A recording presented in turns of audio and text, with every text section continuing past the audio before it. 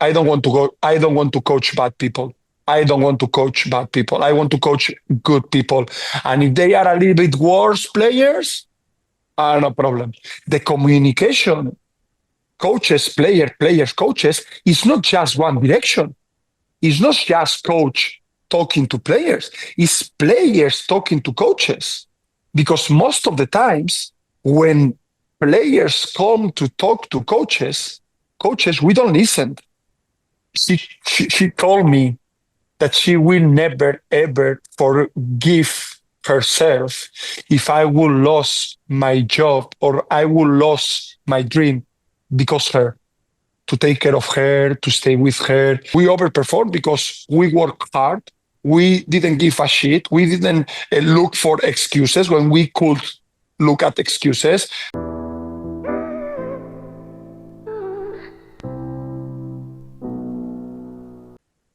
Hello, Coach. Big thanks for joining my podcast. It's a great pleasure to host you, and a great pleasure I hope, to hear your interesting stories. Super. Thank you so much for the invitation, and I'm looking forward for this time. I'm wondering, after just 1 year, but in Poland, what have you learned about from the Polish people? How Polish Boris Balibrea is now today? I mean, I think the Polish people is very, very tough. I think the Polish people is very strong mentally. Also, they are hard. You know, they can handle a lot of tough situations. They can work under pressure. You know, I think this is something is one of the things like I'm the most impressed. You know, probably also it's come from the history. But I think I'm impressed and I'm getting a lot of inspiration from the Polish people I'm working with about this, about the mental toughness, and how hard you can be and how how much you can handle the pressure. Like the common opinion about Polish people is that they're not like very extrovert. They hate small talks. They hate like talking to like strangers. And in another way, I know that the Spanish people are like is a stereotype that they are open to people. Yes. So I was wondering, did you experience this difference? I mean, when it comes to the club, the people around the club, the people who is working in the gym, our fans, our supporters, I can tell you that they are very, very, very friendly. They are very friendly. They try to talk. They are grateful. They are happy. They are extrovert. But maybe, when you are outside of this area of this world of this basketball, because I think the basketball community, I think it's different all around the world. When you are outside of this world, maybe, you can see this kind of the culture, but when it comes to everything around the club and the organization and everything, I can tell you that the people is very friendly and we are very, very happy about how the people, handle and how they treat us. Is it possible to be raised in the suburbs of Barcelona and not to be either basketball or football fan?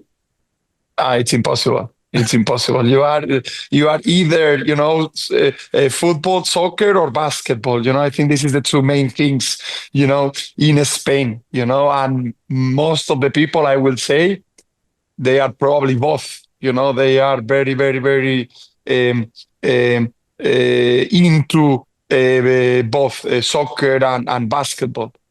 So why young Boris chose basketball?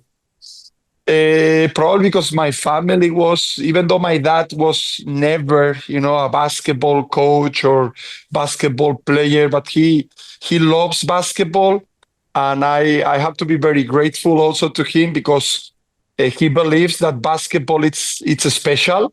And the as I said, the people around the basketball, the values that the basketball brings, it's different. and he tried to push all our siblings, into basketball. My sister plays basketball. My brother plays basketball. I did play basketball. So he pushed us on that direction because he believes that basketball has, different values. And I can tell you that it is true. It is true. And how good or bad you were as a basketball player? I mean, I was not I was not I was not a great basketball player. I think I would say at that time, and when you are young, I I I would say that I was smart basketball player. I think skills wise, I was okay, but I was not athletic at all. But I think I handle it and I could, get the best of it because I was pretty smart, when I was young, and I was all right when it comes to skills. And it was easy decision for you to go into the coaching? Yeah, very easy. Because you were quite young when you started Yes. your coaching Yes. career. Yes, very, very easy. Very easy. I had I was very lucky to have to be around, many people who inspire me, who, opened my eyes. They were my role models as a coaches, and they showed me the love of coaching. So I learned it, and I tasted very young, very early, and then I get in love for the coaching, So I was very lucky for that. Usually we talk about, what makes Spanish players so good, but I also wondering what makes Spanish coach so good, because right now, for example, we have Fernandez, Jordi Fernandez, who is Yes. in NBA, in Yes. Canada national team. We have Pablo Lasso, you have Xavi Pascal, some great Spanish coaches, and I know many international coaches are taking big inspiration from Spanish basketball. For example, I know Jean Tabak is very taking a strong inspiration. Many people say that he's more Spanish coach than the Croatian coach. And from your perspective, what makes so good Spanish coaches, and what makes coaching learning system in Spanish so good?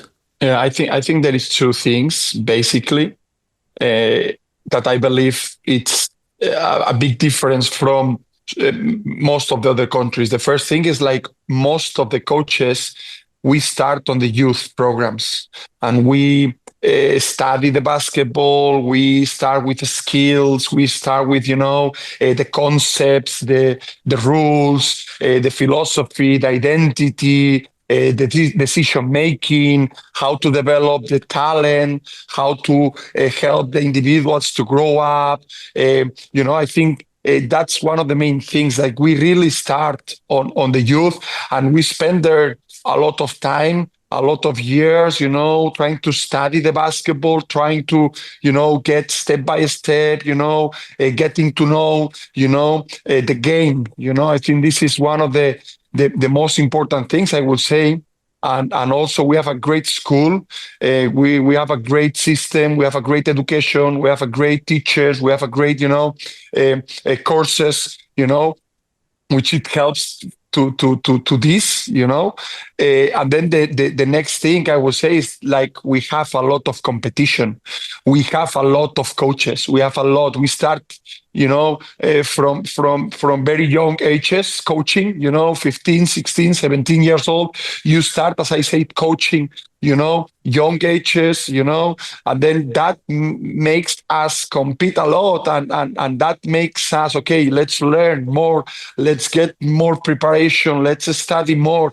Let's attend to more clinics. Let's watch more YouTube, clinics. Let's watch more EuroLeague games. Let's watch, and I think these two things, we start, with the youth, ages, and then we have a lot of coaches. So that makes us that we have to, if we really want to become a good coach, you have to get a good preparation, good education, When I look at the history of many Spanish coaches who wasn't like pro players, like I see usually two roads to this pro career. One way is like to being assistant in for example in ACB level or working in the top junior academy as a coaches, and other way, for example, like you, is through the lower leagues to be a head coach at early age in lower leagues. And okay, you went this path, but do you agree with that? That usually there are like two ways, because I spoke also with Mark Garcia, and he agree with this that the rivalry between the coaches to have work at the top level is huge, as you say, and like many coaches decide to go like your way. And like looking from the perspective, are you satisfied from the way you did, like you walk? Yeah. I think there are many different ways. I think, as you mentioned, this is two ways. The other way is, to be a professional basketball player and then right away, finish your career and go and coach. So I think there are different ways, and all of them are good. I think all of them are good. All of them fits to different personalities, to different scenarios, to different, situations, and I'm very, very, very glad about my way. I'm very, very, very happy about my way. I'm very proud about my way. No one gave me nothing for free. I have to work very hard, to get what I got. I have to prove, in every club where I've been having the chance to work, that I'm good and I'm, prepared and I deserve, these chances. So I'm very happy, and also it gives me the opportunity to keep learning, which I'm also very glad and I'm very grateful, that I, in every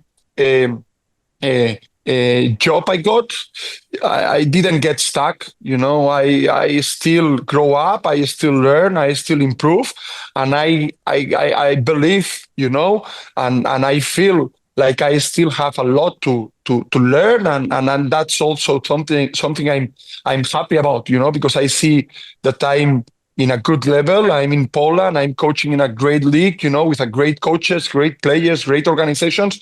But I still believe I have a lot to improve. So that's makes me feel happy, because I hope, I can still, take steps, in my career.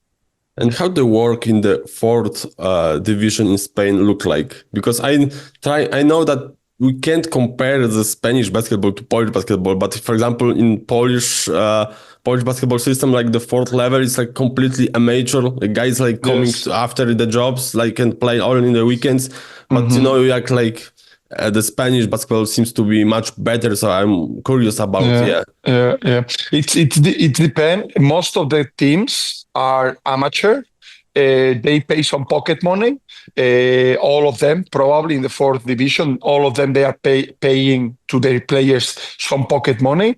If you are lucky, as I was lucky, I could coach in a couple of teams where they were almost professional. Everybody, you have young players, students, you still, the budget is not huge, but if you are lucky, you can get some kind of, a full-time, team where you can work morning, evening. For me, the most important thing is not how professional the players are or how professional the league is how professional the coach is, and for me, this is something like I'm being always, trying to push myself a lot, and I'm trying to prepare my practices. I'm trying to watch practices. I'm trying to watch my games. I'm trying to watch video. I'm trying to cut the video. I'm trying to have talks to my players. I'm trying to have time to work individual with my players. No matter if they are under 14, under 15, you have to adapt, of course, to the league, to the level, to the time they have. But the coach has to be as much as professional as possible, and that's what it gives me the possibility to be where I am now, that I've been spending a lot of time always, But did you have, so you have like privilege to like living from the coaching from the beginning, or you have like side jobs? No. I've been always working professionally, even though in the fourth league, I combined it as a sports director. So I was the sports director of the club, and I was the head coach of the first team, which it means, I combine a good salary, to put focus on basketball, and work full time with basketball, and spend all the mornings to, as I said, watch videos, clinics, talk to coach, prepare practices, have talks to another coaches. So I've been always, lucky that I've been working always as a basketball coach. And it was easy for you at the young age to build respect in the players, because you were quite young coach without success, without being a popular. So how you remember this building these connections with players and I was, maybe it's a bad word, but infecting them with your basketball philosophy, because I suppose some of them or most of them were older than you. Yeah. When I started, I remember most of them, they were older than me. When I left from home and I was assistant coach in fourth and third division, I was 18, 19, 20 years old. So all of them, they were older than me. I just can tell you one thing. I was honest.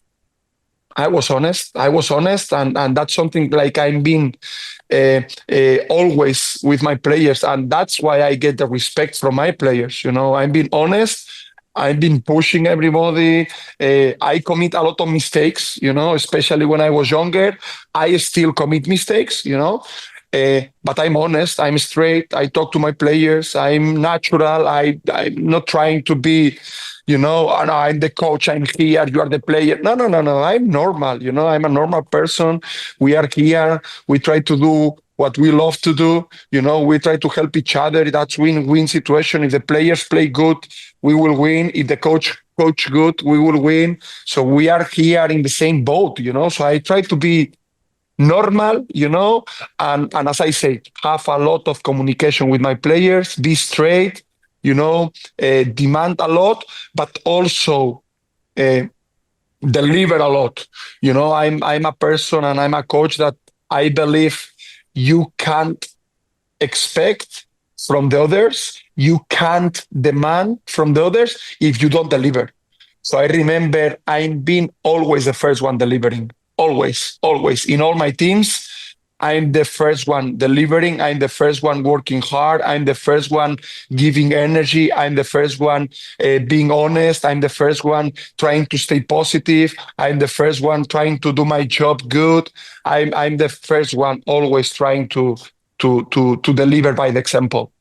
Do you think it's possible for coaches at the lower levels to take inspiration from the coaches at the top, from NBA or EuroLeague coaches, knowing that they have multi-million budget and you're working almost in amateur level? Yeah, for sure. And that's what I said before. No matter where you work, you have to be as professional as possible. You have to reach your best. You have to help your players to develop, to grow up. You have to make sure your team play the best possible basketball. You have to make sure your team is delivering and that they are achieving their goals, that they are, and that's no matter the level. If it's the fourth division. If it's young age. If it's NBA, it's NBA. If it's national team, it's national team. But you have to make sure, you, of course, with different goals. If you are in youth ages, you have to put focus on on develop, on grow up, individual skills. But still, you have to push and you have to do it as best as possible. And you have to have goals and you have to make sure your team competes. And, so I'm sure, you have to push yourself and you have to work as hard as possible, no matter where you coach. And what was the story behind your move from Spain to Sweden? How this deal came out? It's lucky. It's being in the perfect moment, in the perfect place with the perfect people. You know, I have a friend in common that she was playing in Sweden, and then she invited me for a week to her club. To work with the youth and to work with the senior and try to make some clinics and some talks to the coaches. And then I was there for a week, trying to work with the coaches and trying to work with the young ages and with the senior teams. And then the sports director of that club, saw me, and I get to know him, and we have a good connection. And then after 1 year, he said, "Hey, coach, I want you. You know, I remember you were here 1 week practicing, coaching, talking to coaches, you know, doing some clinics. I like what I saw, and we want to offer you a job here." You know, so everything, you know, came like this, you know, so it was, you know, lucky, you know, that it was not agents, it was not, you know, it was just being in the right moment, in the right place with the right people.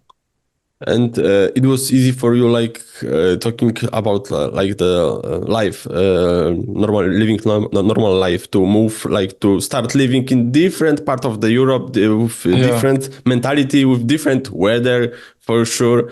How you like remember this, like your first weeks of living in Sweden? Yeah, I'm a person that maybe I'm too much positive. I'm too much optimistic.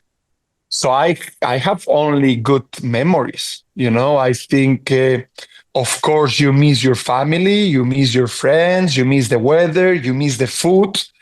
But I have said this to everybody.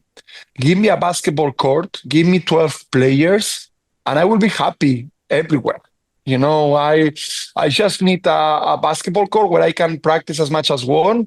I have a good coaching staff. I need 12 basketball players, and I will be happy everywhere. So I have a great memories. As I said, I'm a person who try to put focus on the positive things. So I become a way better coach and a way better person after spending 6 years in Sweden. The culture helped me a lot to grow up as a coach and as a person. So I'm so grateful and lucky to being able to spend 6 years in Sweden, as I'm now very lucky and grateful to spend my second year in Poland, because I'm growing up a lot as a coach and as a person, you know, thankful to the culture, to the Polish culture. And how the like second level in Sweden look like? How could you describe it? Very, very unprofessional. It's very amateur. But the people in Sweden works hard. They are committed. They are, you know, they do what the coach says. You know, they are disciplined. So it was a great experience. Also, we built a great team, great chemistry. We enjoyed a lot. We had a lot of fun, and we promote to the first division right away. So it was great memories. So yeah, that was also my question. What was the key to success with Husqvarna, that you came to this team and almost instantly got promoted to top division? I think we worked very, very, very hard. We become very tight. We built a great chemistry, and we believe into what we did. You know, I think it was the key. You know, I think, as I said from the beginning, we were honest with each other. We push each other to the limits. We perform, we deliver, we believe, we grow up, we help each other, we enjoyed, we had fun, we work hard. So I think that's the secret. That's the secret, honestly. And your move to Umeå, it was like, I suppose, much more professional club, like bigger. Yes, or I mean, it was the same. It was the same, honestly. It was small club, small budget. So it was more or less the same. The problem in Better Big than in Husqvarna is like the last year it was COVID, and we played the final four of the of the Swedish league. We were in a good spot to play the playoffs, but the season got cancelled. And then I had to move to Umeå. And then after 3 years in Umeå, we played the semifinals for the first time ever in the club. And we won games, and it was great in Umeå too. It was great. And when you were working in Sweden, did you had a chance to bring, I don't know, for example, your own assistant or your own players from outside of Sweden? Yeah. I brought some American players that I knew from before. I brought some players from Spain, and I was lucky because almost every year I could work with some of my people, from for the coaching staff, either a strength conditioning coach, physiotherapist, or assistant coach. So I've been always, having people around me, which I believe, and I like to. And talking in general, do you think Sweden is a good area for Polish clubs to look up for players? Because I know the example of John Matthews. He's Yes, one of the he came from Sweden to Poland. yes. He was one of the best players in the league. He was even close to have Polish passport to play for Polish national team. Okay. He didn't receive the permission. And could you answer if? Do you think it's the guys from Sweden league? Could you think they can come to Polish and be? Yeah, I mean, last year we have Cadberson, Bootson, Arik Smith, O'Reilly, Delay. All of those players played in the Swedish league before, so there is plenty of players. So I think it's a great league to fish, if we can say. I think it's a great. League, Swedish league, for rookies to come to Sweden and to prove and to have a great experience, and then from there to jump into stronger leagues, than the Swedish league. So I think it's a good league for sure, to look up and try to get some players, And how the development of the younger players look like in Sweden? Because this year, 2 guys from Sweden were drafted in NBA draft, Tintman and Larsson. Yes. And also, we have for example, even Maciej Lampę. He was Polish, but he was developed in Sweden. So looking from your perspective, a Spanish guy, to the Swedish basketball training system, what is your opinion about this? I think the Swedish basketball is growing up a lot in the youth, a lot. The young people is getting a lot of interest, so there's more and more people. I think the Swedish culture also, it's the facilities are great, the gyms are great, the system they have together with the school, they can practice in the morning, they can combine school with the basketball, in a good level. So I think the system is great, and the physical conditionings, the Swedish bodies are great. They have they take care of their bodies, as I said, they have a great facilities, they have a great food, they take care of their nutrition a lot.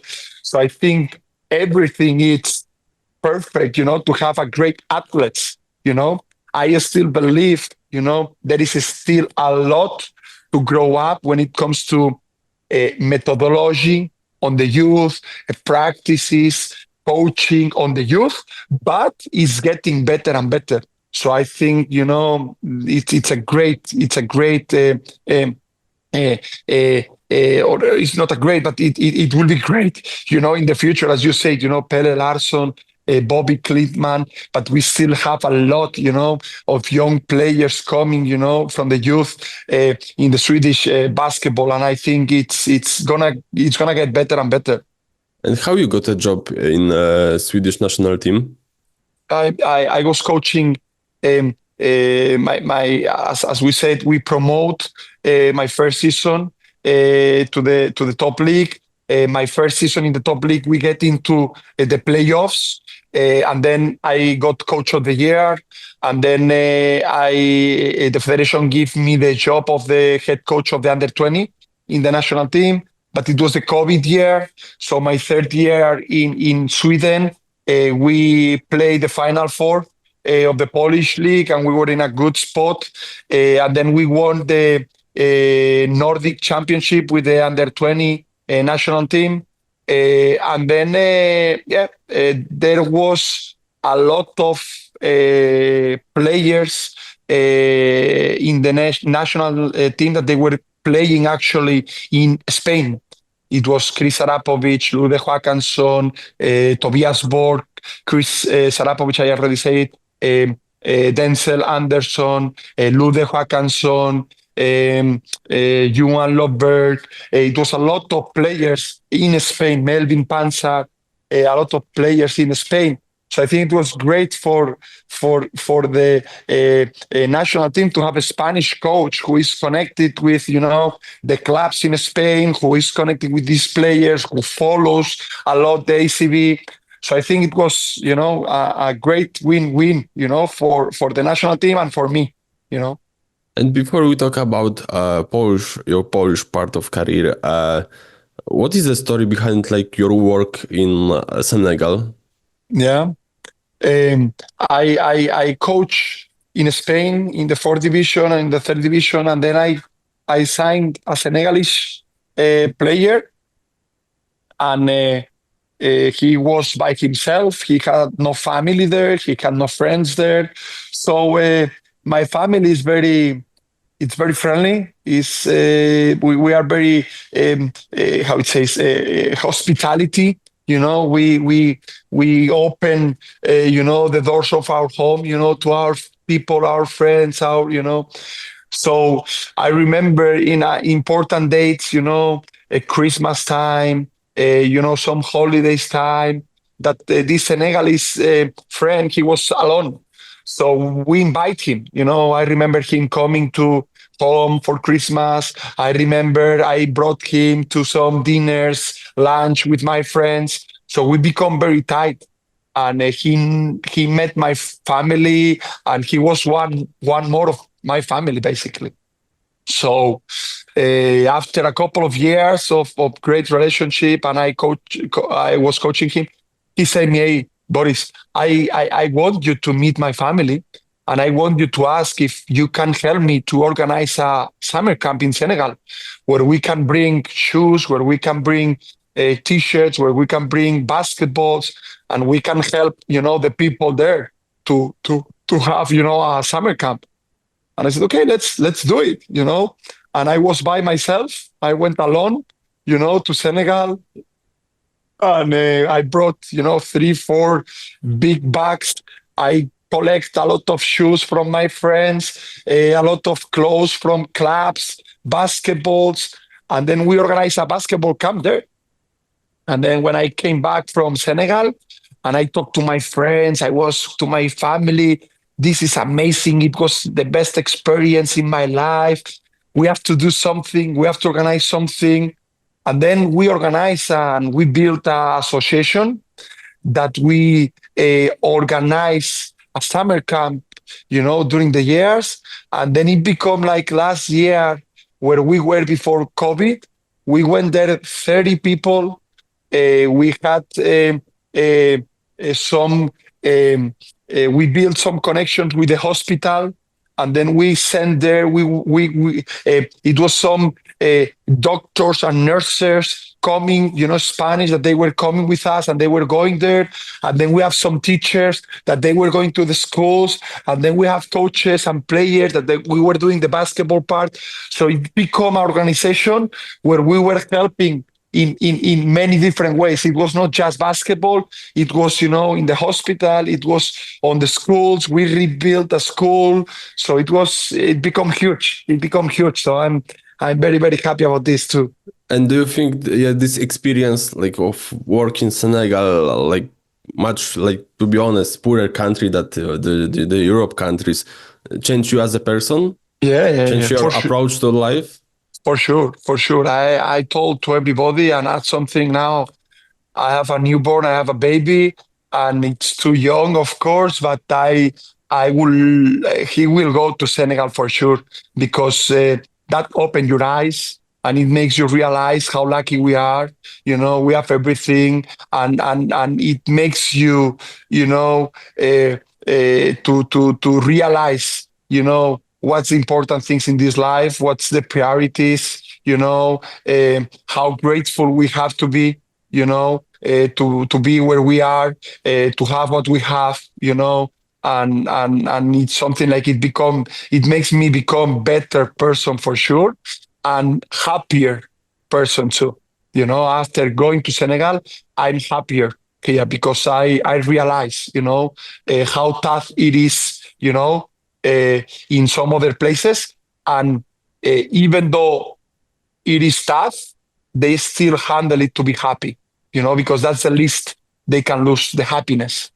Really, like you said that you are more happier, but you said at the beginning that from the beginning you were quite optimistic guy. Yes. I'm being always optimistic. I'm being always, a positive person, always. And after Senegal, even more. After Senegal, even more. So and that's what this kind of experience, with the right mindset brings you. If you handle it on the proper way, as I said, your eyes, makes you see everything with a different perspective when you come here, winning, losing a game. Okay, of course, it's your job, it's important. But then I look back and I remember kids sleeping in the floor without food, without eating, without clothes, raining. And you are sad and you are mad and you are disappointed because you lost one game, because you lost two games. It is this important, really? Maybe it's not that important. Maybe it's not that important. Yeah, you remind me, maybe it's not related like to Africa, but you remind me a famous press conference by Saras Jasikevičius when one of his players were expecting a baby. Augusto Lima, yes. Yes, and like journalists would ask why like there wasn't, and like the Saras Jasikevičius said that, it's just a game, and it's like giving a birth to like first child, and so many, like there were some people that were criticizing him because he is a player, his job is to play, and he's earning money, so he have to be played, and your words like remind me of this, that there are some other things that even being a pro basketball player in life. Of course. I mean, for us, the basketball part, it's our passion, it's our job, it's something like we have to treat as it is, and it's for me, it's huge. Basketball is a lot, but it's priorities. My family is first, my this life is first. I remember last year we went to play against Anvil. And I remember I told to my players in the halftime, hey, we are lucky.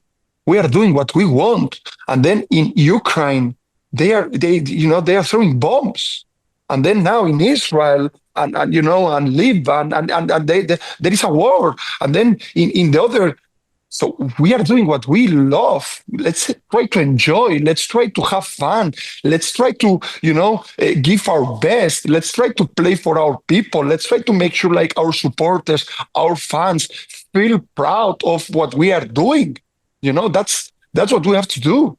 That's what we have to do. We were mad. We were disappointed. We were sad. We were pointing at each other because you don't pass me the ball, because you missed, because hey, what the fuck are you doing, guys? What the fuck are you doing, guys? We have the opportunity to do what we love to do. Enjoy it. Make it worth. There is other people that they have no chance. They don't have chance. They don't have chance. They are fighting for their lives. They are fighting for having a plate of food in their table. They are fighting for, paying the rent of their homes. They are fighting to giving clothes to their kids. And you are here doing what you love, so let's make it work. And that's something I'm trying to tell to my players all the time. We are here to be happy. We are in this world to be happy. So let's make sure we find a way to do it, And what you knew about Poland before you signed a contract with Dąbrowa? I tried to follow a lot those leagues that they were, ahead of Sweden, and I respected a lot before Polish, even though I didn't know deep enough, But of course, you follow, as I said, Ludek Håkansson, Chris Sarapovic, Denzel Anderson, Gade Forsmasamba. They are Swedish players. They have been in Poland before, and I respect a lot the Polish league. I respect it even more now that I'm working in Poland, So I always look at Polish like, okay, it's a strong league, it's a group. It might be great for me to have the chance, the opportunity to come and work in Poland, because I think it's a respected league in Europe. You were mentioning, about the Polish clubs fishing in Sweden, and looking at Sweden. I think there is a lot of top leagues, looking at Poland, ACB, BBL German, Italy, Turkey, there is a great leagues, looking at the Polish league. So I think it's a very respected league, and I respect it a lot before, and I respect it even more now. I'm wondering if foreigners respecting more Polish league than Polish people, because that's I know many Polish people criticizing. Okay, we don't have big money comparing to for example Germany or France or Italy. We don't have big success in European Cups. Okay, we have MKS or Anvil in FIBA Europe Cup, but we only have one team in Cup, and this team was winning 2-3 games every season. Yes. In BCL we had teams who were winning just maybe 1 or 2 games in the season. So we have in our criteria we always look up to other leagues and think, okay, we are bad because we are poorer than them, and we are not have such a good players. And now I listen to your opinion, and that makes me more I think happier about my league. Yeah, of course. I mean, I coming back to my experience, abroad, and I think that's something it gives you to live abroad and to travel, is to realize, how much we miss home and how good everything is at home. So I know that in Spain also, there is people talking about, okay, we are not good enough on, the youth. We are not, now we are in a moment where we are not developing that much, young players. There is not that many Spanish basketball players in ACB. We are bringing a lot of players from abroad. There is always, ways to not criticize, but to point, to grow up, to improve, to compare, But when you travel and when you go abroad, you realize that, hey, we are not that bad, The same in Poland, Of course, if you compare with Spain, if you compare with Germany, if you compare with Turkey, if you compare with some other countries, okay, yes, we are below. We don't have that money. We don't have these teams competing in EuroLeague, in EuroCup. Yes, but hey, we are not that bad. Still, it's a strong league. Still, it's a competitive league. There is teams that they are trying to build something, serious. They are teams that they are trying to do things better. So I believe there is still points where we have to be proud of, And as I said, it depends what we compare with. We want to compare with EuroLeague. We want to compare with NBA. We want to compare with Barça and Real Madrid. Okay, or we want to compare with Hungary. We want to compare with Czech. We want to compare with Belgium. We want to compare with, I think we have to, as I said, maybe I'm too much positive and too much optimistic, But there is a lot of great things about Polish basketball. I think there is a great things, but we are not ACB. That's for sure. And we are not BBL, that's for sure. And we don't have the money in Russia, and we don't have the money in Turkey, for sure. We have to be realistic, But there is a competitive league here in Poland, and there is a lot of leagues that they are looking at Poland to sign players for sure.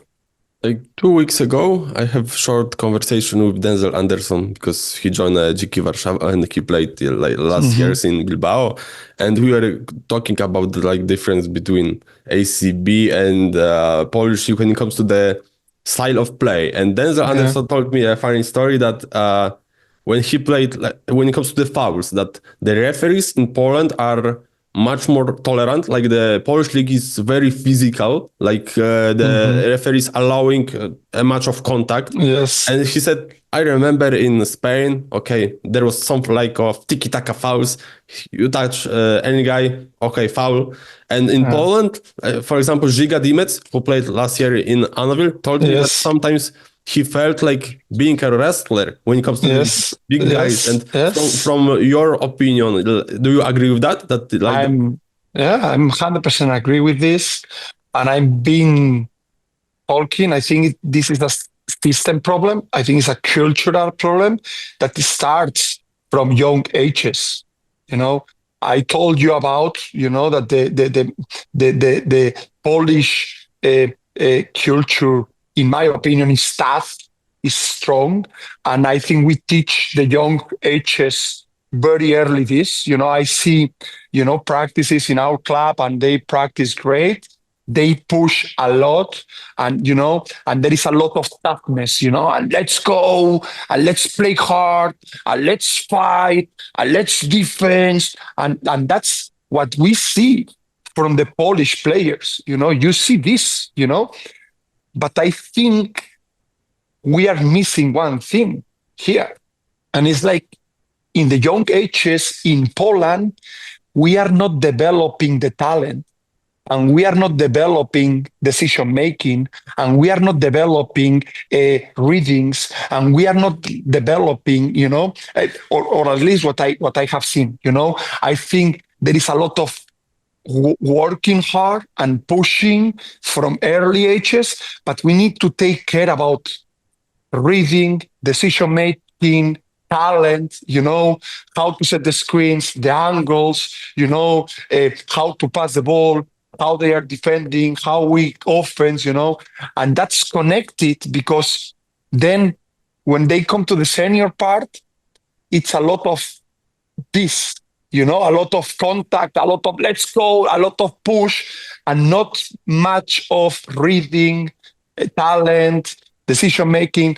And then that's connected also with the referee's criteria. I think we have to try to discuss a little bit about this, about everything, referee's criteria, about how to work on the young ages, about how to teach, the young kids to read ball screens, one-on-ones, because the Polish league, in that sense, it's dirty. It's dirty. You see EuroLeague, you see ACB, and the screens are perfect. The staggers, the pin downs. I remember last year it was some coaches or a coach talking about flopping. If you play to do 50 fouls, the refs will call 20, but you will still do 50 fouls, but you will end up with 25 fouls at the end of the game, and that's the thing that we have to clean, in the Polish basketball, because you see EuroLeague and you see ACB, and the level of contact is top. So the level of contact is huge, amazing, but the screens are clean, are perfect, are and you cannot hold, and you cannot you cannot push out the screens. You cannot. You have to play basketball, beautiful basketball, and that's a little bit what I believe the Polish basketball has a big room to improve, because if we can do this, with the time, because this is not just referees criteria. I'm not pointing out the referees. I'm not saying that the referees are doing bad. No, because the criteria of the referees are the same in every game, which we have to adapt. If this is the criteria, this is the criteria. But if we can start on the young ages to teach them, how to set the screen, put your feet on the ground, how to read, how to defend, how to take the decision, how to pass the ball. I think the Polish basketball, it will become much beautiful than what it is now. I don't know how much you discovered of Polish junior training system, but one of opinion I many times heard that in Poland, coaches are focused more about building athletes. I mean, building caring much more about the physical abilities of the young junior players than about the technical skills. And and I also had it reminded me interview with Mark Garcia. He told me until I was 15 years old, I didn't know nothing about pick and rolls. We didn't training pick and roll. We have basics handling, ball handling, passing. It was nothing similar to the pro basketball. And for example, I know, I look at some junior team in Poland and I see at the young age such big athletes, much more muscle at the age. And then, but then it's age 20, 21, and the first injuries starting to big injuries starting to see. And I was wondering, what do you think about this? I have no knowledge enough. So when I'm talking about this, about that we have to teach the young ages in Poland in this way, about the screens, about the talent, about decision making, about I'm talking with full respect, because I don't know how they are working in other places. I don't know how they are working in Gdynia or in Sopot or in Lublin or in, I don't know, Warsaw. I don't know. So I don't want to put everybody in the same box. And I want to talk with a maximum respect from everybody. But something I can tell you is in Spain, we really care a lot about the individual, about to put focus a lot on skills, on decision-making, on developing the talent, on growing up, on don't putting limits, This is something I'm proud of that we do great in Spain, And that's something what I believe here in Poland, we can do better. We can do better on this, in the methodology, of how to work on the youth ages, how to teach in the youth ages, because the skills work is not just 1-on-0 and let's go dribble, hand, dribble.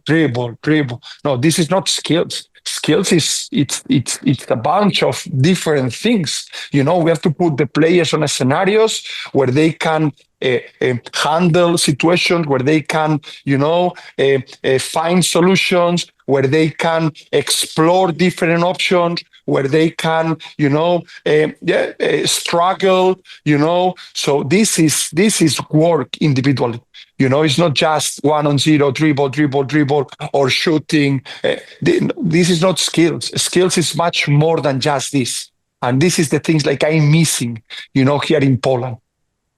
And what makes Dąbrowa Górnicza team last year so good, comparing to their goals, their financials, that you won the Alpe Adria Cup, you came to playoffs despite not having a big budget and not having big stars? What we said, we worked very, very, very hard. We enjoyed a lot. We enjoyed a lot practicing. We enjoyed a lot playing, of course. We enjoyed a lot on the trips. We enjoyed a lot together. We had a lot of fun. We believe in each other. We trust in each other. We respect each other. And we were honest. We were honest, coaches, players, staff, club. We were honest. And for me, there is no secret, Of course, you need talent. Of course, you need good players. Of course, without good players, you cannot win. It's impossible. It's impossible. No matter where you play, no matter the level of the league, if you don't have good players, you don't win. So we had good players, The thing is that I believe that we overperform, and we overperform because we work hard. We didn't give a shit. We didn't look for excuses when we could look at excuses. We trust each other. We push each other. We like each other. And for me, this is the key. We will spend a lot of time, and I've been telling to everybody, I think we have a great coaching staff, that they work a lot. We are the first one leading by the example. We are not leading by yelling. We are not leading by being mad at the people. We are not leading by saying at the people what they have to do. No, we lead by the example, and the people follow us. The players follow us, and they respect us because this. And I'm telling everybody, I want to make sure, like, I'm coaching good people. I don't want to coach bad people. I don't want to coach bad people. I want to coach good people. And if they are a little bit worse players, no problem. If they have a good or a big heart, I have no problem to coach them. And I can put the example of Taylor Persons. He's one of the biggest hearts I have ever coached. Tough player, a strong personality, strong character, but a huge heart. And we fight, him and me. We fight on practices, and we fight in some games, and we yell. But if you're a good person, you won't have problems with me. You won't have problems with me. So this is the key for me. This is the key for me in my teams, You remind me a question that I wanted you to ask. A part of course of finances and basketball skills. What are the key things you look at the players you want to sign? What I'm telling you, good person, being a good person. So I'm having a couple of video meetings with all the players before I sign them. And one, of course, it's to talk about basketball part, about the role, about how I'm seeing him joining us, about what he's expecting from us, what is he expecting by coming to us. But then the other one, it's about how is he as a person, his background, his interests, his hobbies, his, family situation, what he likes to do in his free time, how he reacts. I try to see a lot when we watch games, I try to see, situations where he plays bad, games where he plays bad, where the coach sub him out. I want to see the body language. I want to see his reaction. I try to talk to players that have played with him. I want to talk to coaches that coached him, and I want to ask them about the personal values, because for me, this is the most important thing I'm looking at when we try to sign the players. Then we have Vukovic, we have Adam Enstrom, we have our analytics coach, that they look at very deep into how good they are basketball-wise, and I, of course, look at this, but what I'm putting focus on is how good person they are. Because in my world, it's impossible to overperform if you don't have a good people. It's impossible, especially in clubs like Dąbrowa, where we know that we are one of the lowest budgets in the league, and we cannot, show,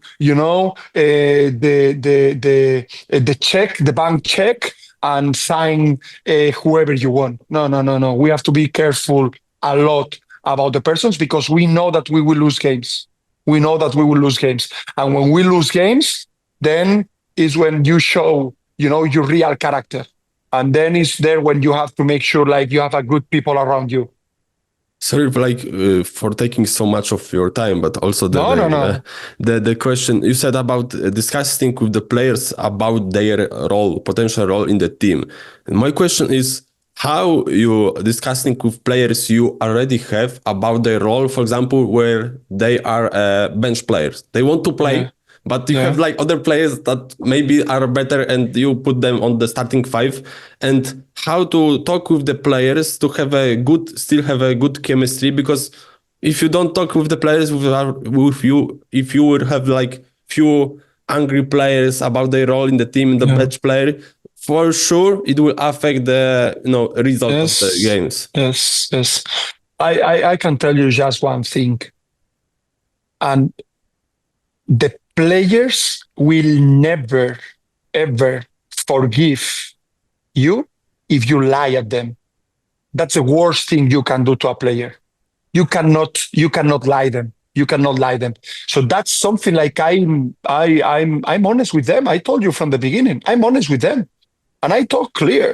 Hey, in my world, now, before we start the season, you start at this point, in this position, and you will come from the bench, and you will not have a big role, and you will not have big opportunities to jump in, and you will have an import player ahead of you, which we expect a lot from him. We expect a lot of shots from him. We expect a lot of minutes from him. We expect a lot of responsibility from him. I never talk about minutes. I'm talking about responsibility. I'm talking about roles. And I told them always, hey, I can't offer you opportunities. I can offer you a big role. I cannot offer you a big spot. I cannot offer you, what I can offer you is like I will be fair with the team. I will be fair with the team, and you will start at this point. If after 1 week, 2 weeks, 3 weeks, 1 month, 2 months, you work hard, you prove after every practice, the player who is supposed to be ahead of you is playing bad, is not making shots, is then, we don't know. This is a race, this is a race. And I know where we start, we know the starting point. We start here. And this is like a Formula One. You do the practices, and then you have a pole position, and then you have one car starting here, and then you have one other car here, and another car here, and another car here. And this is how we start on preseason. And this is very, very clear from me from the beginning. And then the season starts, boom, and then, I don't know. And I talk to all of them this, and I talk to the players who are supposed to have a big role. I told them too, hey, don't relax, This is not for guarantee, This is not for free. If you fucked up, you go to the bench. If you don't deliver, you go to the bench. If you don't follow what we say, you will have less opportunities, So, but always with a straight communication. And I'm trying to anticipate always, if I see that something is going to change, if I see that something is not going on the right direction, if I see something is not going as we talk or as I like, then I talk to my players. You said about that. Yeah, you can't lie to players. You reminded me a few months ago, I hosted David Blatt, great David Blatt, in my podcast, and he said that basketball players in general are like kids. You can't lie to them because they will read your lie quite easily. Yeah. I mean, for me, the most important thing, and that's why I love to coach, is like we are handling persons like you, like me, like my girlfriend, like, we are persons, and we have to help them, as much as possible to develop, to grow up, to be happy, to have a good contract, to have a good situation, so we have to treat them fair. And it's impossible to treat the people fair if you lie them. It's impossible.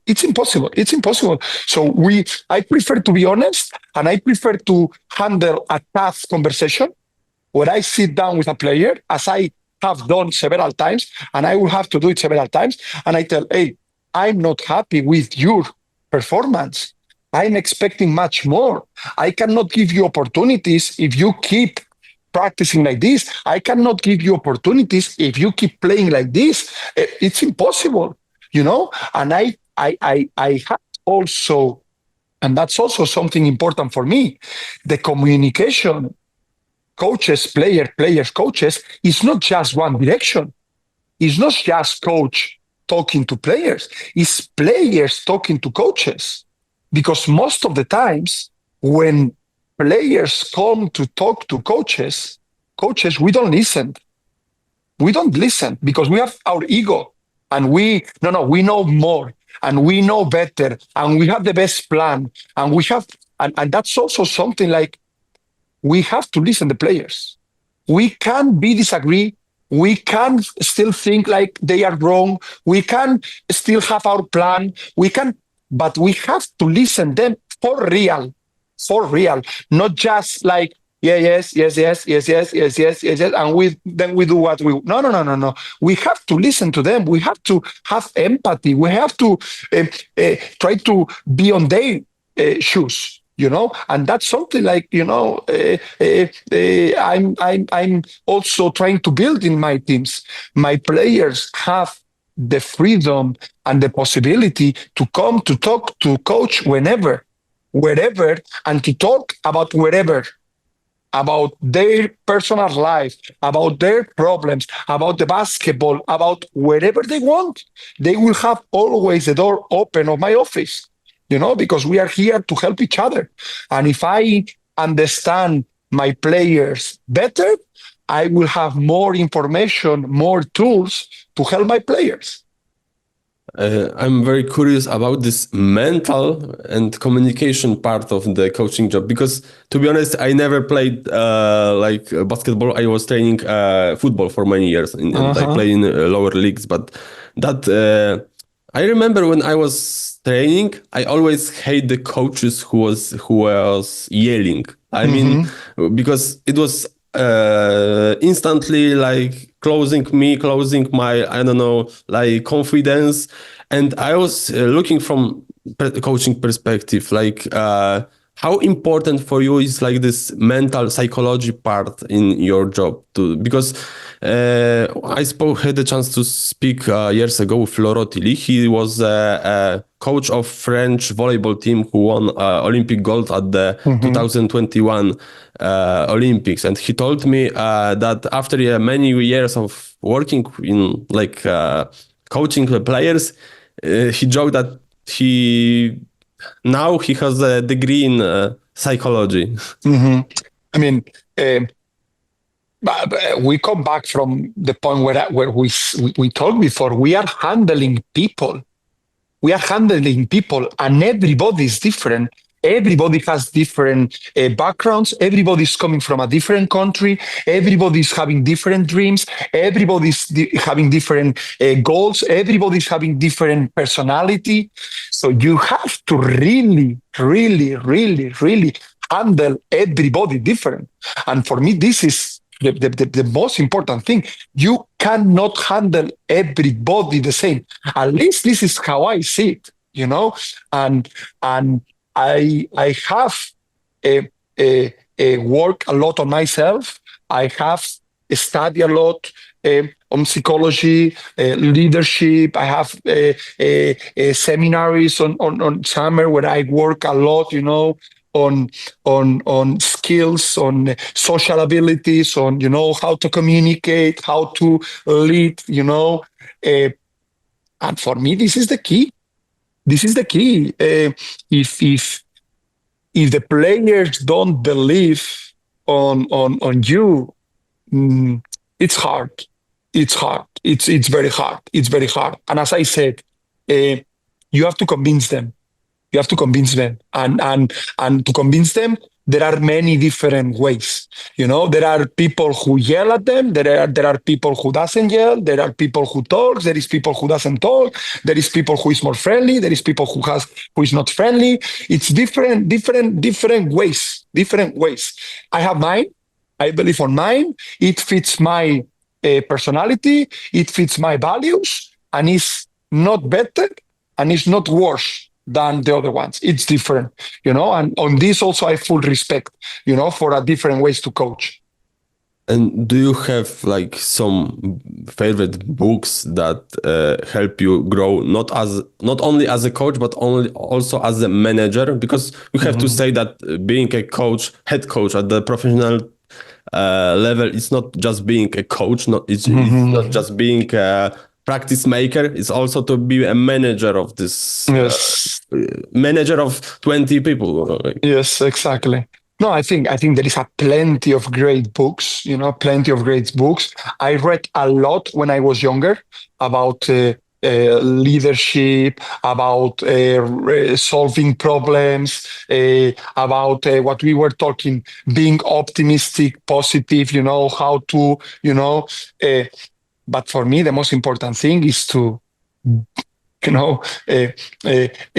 experience this, to be in these situations, to be in these spots, to talk to your people, to see different people, handling different problems in a different ways, to live life, at the end of the day is this, is to go to the grocery store and see how the cashier is, talking, and how, the phone is not working and they are not paying, and there is a long queue, and how the people behind is reacting, and one is more patient and the other one is more impatient, and, is yelling, and this is what we can learn a lot from, and we can realize a lot from, that shit. It's just 2 minutes. Don't be angry, my friend. Don't be mad. It's easy. Everything is easier. So I think it's more, the small details that the life is giving us, where we can learn from, than a books. I think the small details in the life, it's in the normal days. We have a lot of opportunities to learn. A lot of opportunities if we have the right mindset. If we just are there like zombies, we go and boom, boom, boom, boom. Sometimes we have to stop and realize, stop and think, stop and say, okay, shit, look around, and look at these people and where it's coming from, and how they are talking to each other, and how they are handling this conversation, and how, I think we have a lot to learn from our lives. And like talking about the Dąbrowa, could we say that this team is can be a trampoline for like the players? Because to be honest, it's not like the secret that you have even this season lower budget, one of the lowest in the leagues. And like looking at the previous season or this season, do you think we can look at the Dąbrowa as trampoline, as a way to like promote players to the bigger clubs? We want to see Dąbrowa like a place where the people works hard, where the people can get out the best of, themselves, where the people can find their place here, where the people can develop, grow up, improve. This is where we want to see Dąbrowa.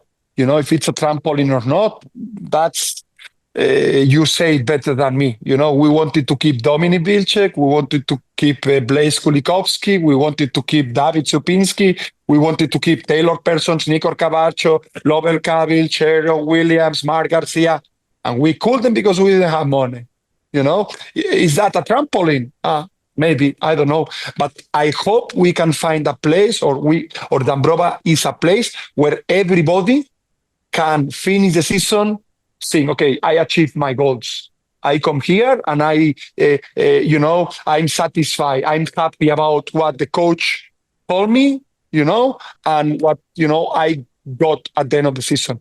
This is what we want to see Dąbrowa, where the people is happy, I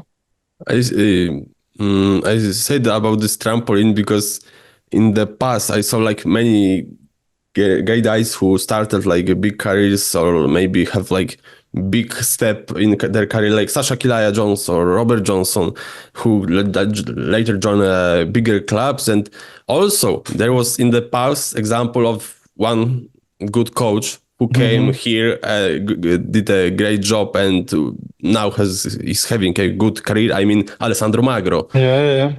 He's now working in BC Wolves, and I looking at you because also I spoke with Marc Garcia, and he told me, I have quote, "I don't think Boris lacks anything comparing to the Spanish coaches working in ACB."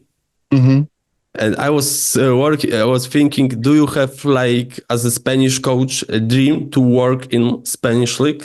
No. My dream is to be happy through basketball. My dream is to achieve my maximum level. My dream is to give my best every single day. If you ask me a dream, my dream is to coach EuroLeague. This is my dream.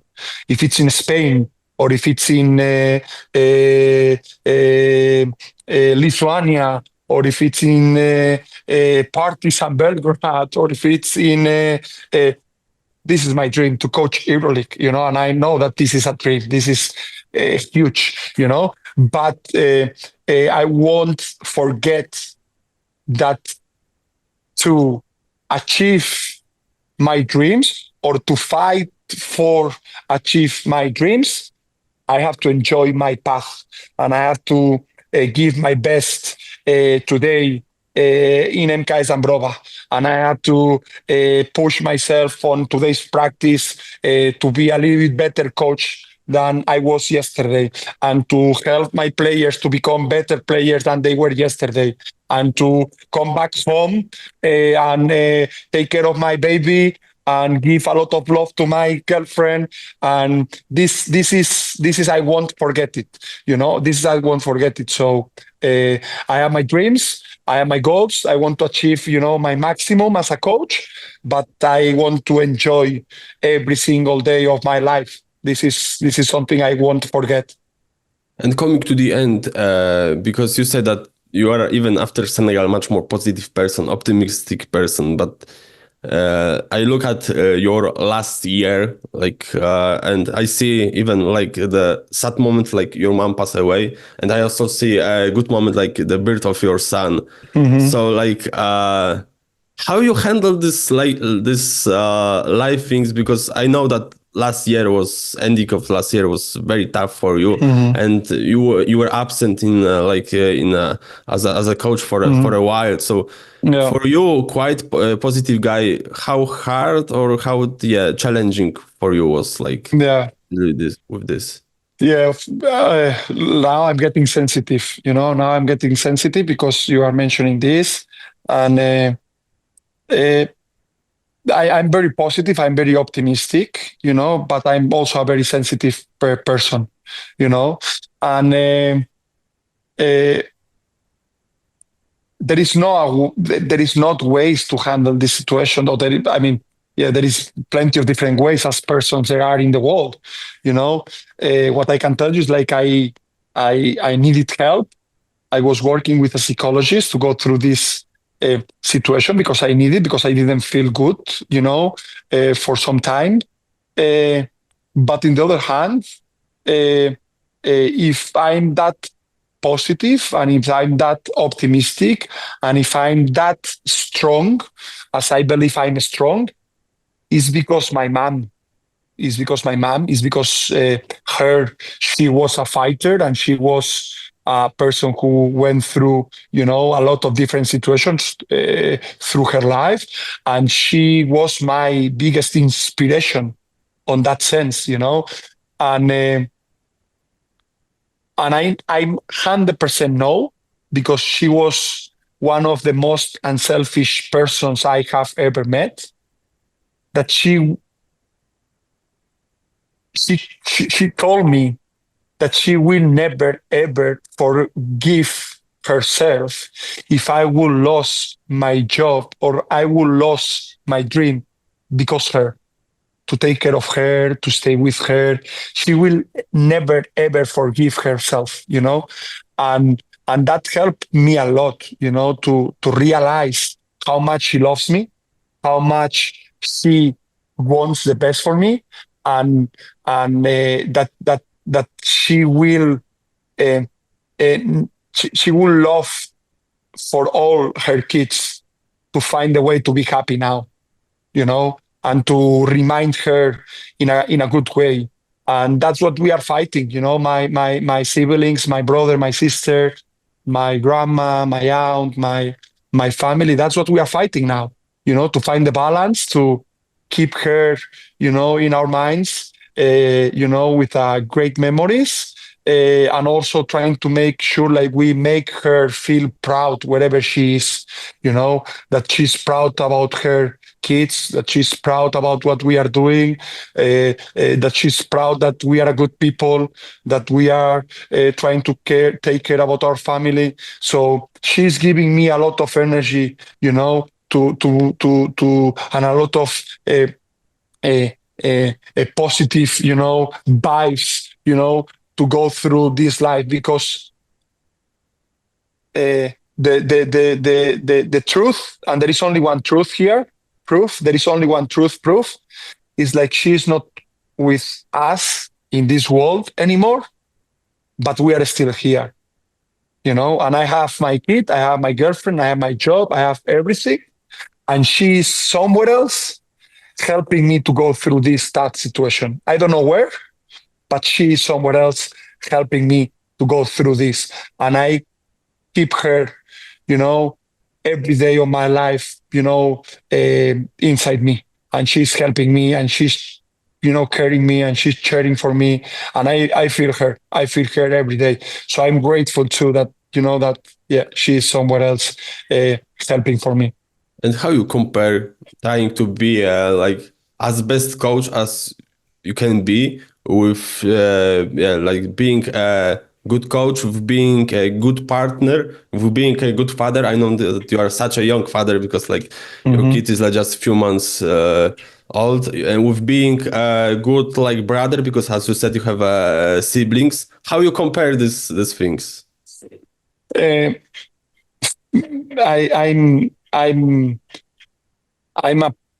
I'm lucky. I'm a very, very, very lucky person, because I'm happy when the people around me is happy. I'm happy when I see my girlfriend happy. I'm happy when I see my players happy. I'm happy when I see my dad happy. I'm happy when I see my brother and my sister happy. I'm happy when I see my people around happy, So I'm trying to give my best so I see them happy, so I try to make them feel happy, so this is my happiness, So for me, I'm tired when I'm coming back home. I'm coming here to the office at 7:00 in the morning. I arrive home at 3:00, after practice, 3:30. But I have a lot of energy to give to see my people happy, to take care of my boy, to, shower him, to change diapers, to feed him, to hug my girlfriend, to go for a walk with her, to follow her to work out, because that makes me happy. And if that makes me happy, I'm going to sleep happy. And then I can wake up early in the morning after, happy, going with a lot of energy to the office, looking forward to meet my players, to meet my coaching staff, to help them to grow up, to help them to develop, to help them to feel good, to help them to feel happy. And we finish practice. We have practice great. And I look at the mirror and I say, shit. Today was a great day at the office. Today was an amazing day, in my job. Let's go back home and let's enjoy the rest of the day with my family, with my people. So I enjoy my days. I love my days. I love my days. At the end, because also every guest that I'm hosting have to pick their dream team, but only from the players that they work with. Sorry.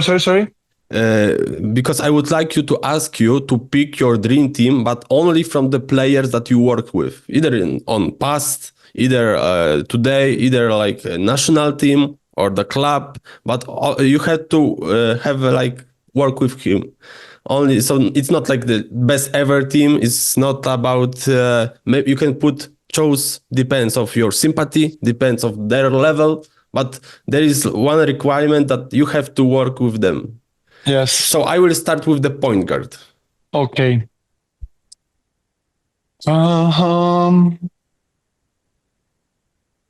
With the point guard, I think I will say Lude Joaquinson.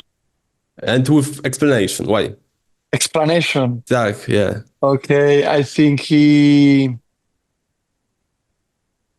at this point, I think he's the guy who inspired me a lot. I think it's one of the guys who is playing at the best level. I think it's one of the leaders of the national team. We spend a lot of time on summers working out together. Our relationship become very, very tight. So I think it was one of the greatest I have ever coached. Shooting guard. I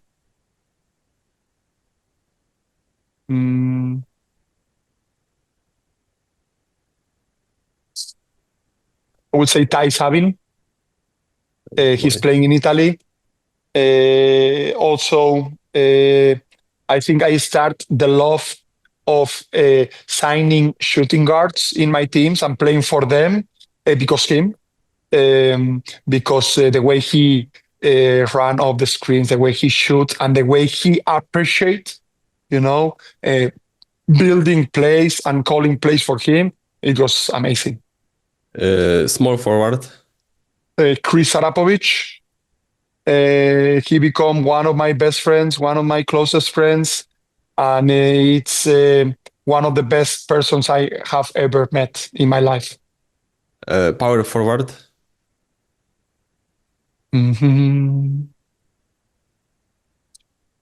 Power forward.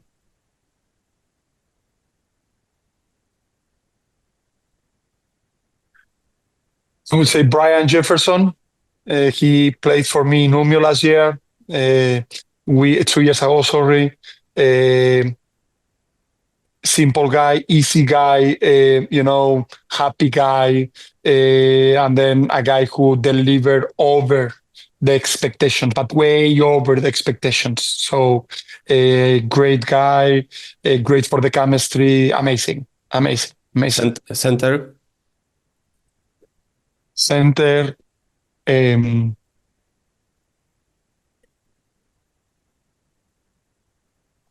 I would say Kyle Rowley. He played for me in Better Big a very mature guy, great for the chemistry, mature, and always putting the team first. Always putting the team first. And I think also great friend of mine. We still are in touch. I coach him in Better Big but he helped me a lot also, to handle the team, to become, better leadership. So great. And of course, I have to say this because I also believe that I didn't want to pick any of the players from last years here in Poland because I'm in love with all of them. So I will choose probably all of them, starting from Taylor Persons, going through Mar Garcia, finishing with Nico Carvaccio. So, that will be the dream team. We achieved top things last year. And as a coach, I suppose Boris Balibrea or somebody else.